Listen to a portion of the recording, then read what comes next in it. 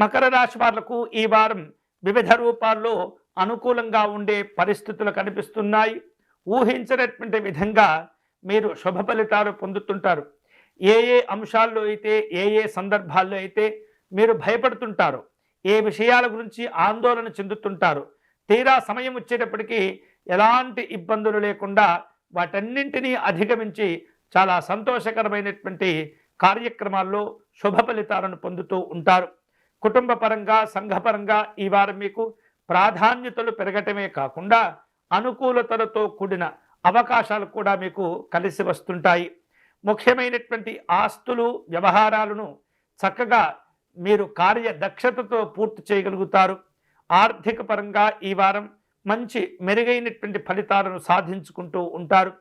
దగ్గర వ్యక్తులకు, తెలిసినటువంటి వ్యక్తులకు, బంధువులకు కొన్ని విధాలుగా మాట సహాయము, ఆర్థిక సహాయాన్ని అందించే అవకాశాలు ఉన్నాయి. స్నేహితుల యొక్క తోడ్పాటుతో వ్యక్తిగతంగా మీరు కొన్ని అంశాల్లో ఇబ్బంది పడుతున్నటువంటి పనుల విషయంలో కూడా వారి సహకారాన్ని మీరు కూడా పొంది ఆ పెండింగ్లో ఉన్నటువంటి పనులన్నీ కూడా పూర్తి చేసుకుంటారు. తద్వారా వాటితో ముడి ఉన్నటువంటి ఇతరమైనటువంటి 1-2 పనులు కూడా మీరు పూర్తి చేసుకునే అవకాశాలు ఉన్నాయి. జీవిత భాగస్వామి యొక్క ఆరోగ్య విషయాల్లో జాగ్రత్తలు తీసుకుంటుండాలి. కుటుంబ పెద్దల యొక్క సలహాలు, సూచనల వలన కొన్ని ఆస్తి వివాదాల్లో సమస్యలు తగ్గిపోతూ ఉంటాయి. వృత్తి, ఉద్యోగాల పరంగా చూస్తే ఈ వారం మీకు మంచి ప్రాధాన్యత పెరుగుతూ ఉంటుంది. వ్యాపారాల్లో లాభాలు కూడా కలిసి వస్తుంటాయి.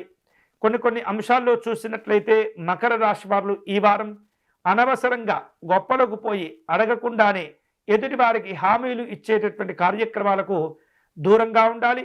అటువంటి విలాసమైనటువంటి ఏమాత్రం కూడా మీరు హామీలు ఇవ్వకూడదు. వాటి ద్వారా ఇబ్బందులు ఎదురవుతూ ఉంటాయి. ఆరోగ్య విషయంలో సమస్యలు ఉండవు, ఆరోగ్యం బాగానే ఉంటుంది.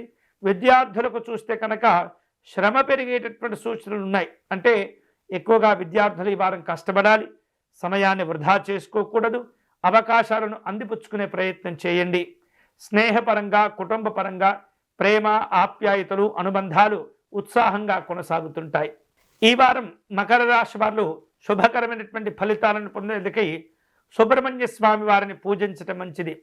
స్వామివారికి అర్చన నిర్వహించి పేదవారికి అన్నదాన్ని నిర్వహించండి. అలాగే విభూతితో అర్చన నిర్వహించండి. వల్లి, దేవసేన అమ్మవార్లకు నమస్కారం చేసుకోవటం ద్వారా విశేషమైనటువంటి ధైర్యంతో కూడినటువంటి నిర్ణయాలతో కూడిన శుభ ఫలితాలు మీకు కలిసి వస్తాయి.